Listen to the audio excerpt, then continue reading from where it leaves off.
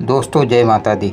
नवरात्रि का आज पहला दिन माता शैलपुत्री की कथा और व्रत विधान लेकर हम आपके सामने प्रस्तुत हुए हैं। कथा इस प्रकार है। पर्वतराज हिमालय की ज्येष्ठ पुत्री का नाम शैलपुत्री पड़ा। शैल अर्थात पर्वत और पुत्री अर्थात कन्या, इसलिए वह शैलपुत्री कहलाती हैं। इन्हें पार्वती, सती और हेमवती भी कहा जाता है। नवरात्रि के प्रथम दिन इनकी पूजा की जाती है। पुराणों में वर्णित है कि वे पूर्व जन्म में दक्ष प्रजापति की कन्या थी और भगवान शिव की अर्धांगिनी बनी। दक्ष प्रजापति ने विशाल यज्ञ का आयोजन किया, जिसमें उन्होंने अपने समस्त पुत्रों को और संबंधियों को आमंत्रित किया, लेकिन भगवान शंकर को आमंत्रण नहीं दिया। सती ने बिना बुलाए ही यज्ञ में जाने का निश्चय किया। उन्होंने कहा, जिस यज्ञ में मेरे पिता का आह्वान है वहाँ पुत्री को जाने से कौन रोक सकता है। भगवान शंकर ने उन्हें समझाया कि अनादर का भय है, परंतु सती अपने संकल्प पर दृढ़ रही। वे पिता के यज्ञ में पहुँची और देखा कि वहाँ शंकर का कोई मान नहीं है। अपमान देखकर वे अत्यंत व्यथित हुईं। दक्ष के कटु वचनों ने उनका हृदय छलनी कर दिया। उन्होंने सोचा, ऐसा शरीर जो मेरे प्रभु के अपमान का कारण बन रहा है, उसका अब कोई उपयोग नहीं। यही सोचकर वे यज्ञ की अग्नि में कूद गई और शरीर त्याग दिया। यह देखकर शंकर क्रोधित हो उठे और उन्होंने यज्ञ का विध्वंस कर डाला। सती ने अगला जन्म हिमालय के घर लिया और शैलपुत्री के रूप में अवतरित हुई। शैलपुत्री का स्वरूप अति तेजस्वी है। वे अपने दाएं हाथ में त्रिशूल धारण करती हैं और बाएं हाथ में कमल का पुष्प। वे नंदी बैल पर आरूढ़ रहती हैं। उनके मस्तक पर अर्धचंद्र सुशोभित है। शैलपुत्री को नवरात्रि की प्रथम देवी माना जाता है, क्योंकि वे तप, भक्ति और साधना का प्रथम चरण हैं। नवरात्रि के पहले दिन माता शैलपुत्री की पूजा विधान अत्यंत पवित्र और शुद्ध माना गया है। प्रातः स्नान करके व्रत का संकल्प लिया जाता है। कलश स्थापना के साथ देवी का आह्वान किया जाता है। देवी को गंगा जल, पुष्प, अक्षत, चंदन और नैवेद्य अर्पित किया जाता है। दूध और घी का भोग अर्पण करने से विशेष फल की प्राप्ति होती है। मान्यता है कि माता शैलपुत्री की पूजा से चित्त की अशुद्धियां दूर होती हैं और साधक आध्यात्मिक मार्ग पर अग्रसर होता है। एक प्राचीन कथा में वर्णित है कि एक बार हिमालय क्षेत्र के ब्राह्मणों ने नवरात्रि के प्रथम दिन शैलपुत्री की उपासना की। वहाँ अकाल पड़ गया था और लोग अन्न वस्त्र के लिए व्याकुल थे।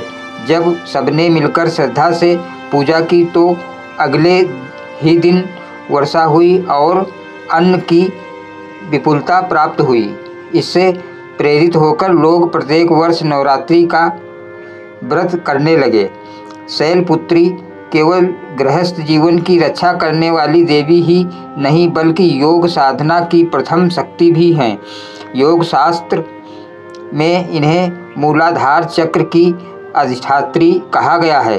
साधक जब ध्यानारूढ़ होता है तब उनकी शक्ति का प्रवाह मूलाधार से प्रारंभ होता है और शैलपुत्री उसी शक्ति का प्रतीक स्वरूप मानी जाती हैं।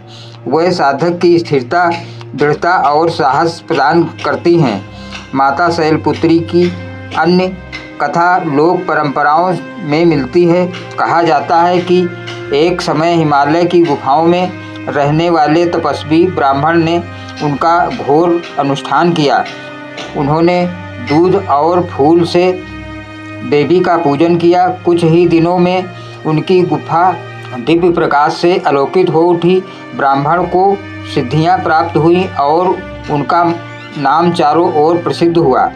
नवरात्रि के पहले दिन व्रतधारी को प्रातः ब्रह्म मुहूर्त में उठकर स्नान करना चाहिए। स्वच्छ वस्त्र धारण कर उत्तराभिमुख बैठकर संकल्प लेना चाहिए। मैं अमुक नाम वाला इस नवरात्रि में माता शैलपुत्री की कृपा प्राप्त करने के लिए व्रत करता हूँ। इसके बाद कलश स्थापना की जाती है। कलश में जल, सुपारी, आम्रफल और नारियल रखकर उसे लाल वस्त्र से ढका जाता है। यही घट देवी का प्रतीक माना जाता है। इसके पश्चात शैलपुत्री देवी की प्रतिमा या चित्र स्थापित पूजा की जाती है। दीप प्रज्वलित कर ओम देवी शैलपुत्रे नमः मंत्र का जाप करना अत्यंत कल्याणकारी माना गया है। देवी को श्वेत पुष्प, विशेष चमेली या कनेर अत्यंत प्रिय हैं। पूजा के उपरांत कथा सुननी चाहिए। माता शैलपुत्री की कथा में यह संदेश छिपा है कि जीवन में चाहे कितनी भी अपमान क्यों ना मिले, सच्चा प्रेम और भक्ति कभी नष्ट नहीं होते। सती का त्याग पुनः शैलपुत्री के रूप में प्रकट हुआ और उन्होंने फिर से शिव को पति रूप में प्राप्त किया। यह कथा यह भी सिखाती है कि दृढ़ संकल्प और साधना से असंभव भी संभव हो सकता है। नवरात्रि के प्रथम दिन का व्रत मनुष्य को संगम और आत्मबल की शिक्षा देता है। व्रत के समय अन्न का त्याग कर फलाहार या केवल जल ग्रहण करने से आत्मशक्ति प्रबल होती है। उपवास से न केवल शरीर शुद्ध होता है बल्कि मन भी एकाग्र होता है। जब मनुष्य व्रत करता है तो वह अपनी इच्छाओं को नियंत्रित करना सीखता है। यही शक्ति आगे चलकर जीवन के कठिन मार्गों पर सहारा बनती है। भक्तों का विश्वास है कि माता शैलपुत्री की पूजा से जीवन में स्थिरता आती है, गृहस्थ जीवन के कलह दूर होते हैं, नौकरी और व्यापार में अड़चनें समाप्त होती हैं। विद्यार्थी यदि श्रद्धा से पूजा करें तो उन्हें अध्ययन में सफलता मिलती है। अविवाहित कन्याएं यदि नवरात्रि के पहले दिन उपवास कर माता का ध्यान करें तो उन्हें योग्य वर की प्राप्ति होती है। प्राचीन ग्रंथों में वर्णित है कि देवर्षि नारद ने भी माता शैलपुत्री की उपासना की थी। जब वे तपस्या में लीन हुए तो शैलपुत्री उन्हें ध्यान में प्रकट हुई और उन्होंने उन्हें भक्ति का वरदान दिया। इसी कारण नारद जी को देवताओं में श्रेष्ठ स्थान प्राप्त हुआ। माता शैलपुत्री का स्वरूप अत्यंत सरल और सहज है। वह पहाड़ों पर निवास करती हैं जहाँ साधारण लोग भी उनसे जुड़ सकते हैं। यही कारण है कि नवरात्रि के पहले दिन गांव-गांव में साधारण स्त्रियां भी घर में दीप जलाकर उनकी पूजा करती हैं। उन्हें विश्वास होता है कि माता उनकी रसोई में बैठकर प्रसाद स्वीकार करती हैं। कई लोक कथाएं ऐसी भी हैं जहां माता ने अपने भक्तों की विपत्ति दूर की। एक कथा में आता है कि एक किसान को वर्षा न होने से भय हुआ कि उसकी फसल नष्ट हो जाएगी। उसने नवरात्रि के पहले दिन माता शैलपुत्री का व्रत रखा और पूरी श्रद्धा से पूजा की। आश्चर्य की बात है कि रात में ही मेघ गरजे और प्रचुर वर्षा हुई। किसान की फसल बच गई। तभी से वो हर नवरात्रि के पहले दिन माता का व्रत करता रहा। शैलपुत्री का ध्यान करते समय भक्त को चाहिए कि वह कमल या सफ़ेद आसन पर बैठकर ओम ऐं ह्रीं क्लीं चामुंडाय विच्चे मंत्र का जाप करे। इससे साधक का मन स्थिर होता है और देवी की कृपा प्राप्त होती है। नवरात्रि के पहले दिन दीप प्रज्वलित कर अखंड ज्योति जलाने का विशेष महत्व है। यह ज्योति आत्मा का प्रतीक है और माता की कृपा से यह घर में सुख समृद्धि लाती है। देवी शैलपुत्री केवल पर्वतराज हिमालय की पुत्री ही नहीं बल्कि संपूर्ण सृष्टि की माता हैं। वह चेतना की प्रथम किरण हैं जो साधक के जीवन में प्रकाश भरती हैं।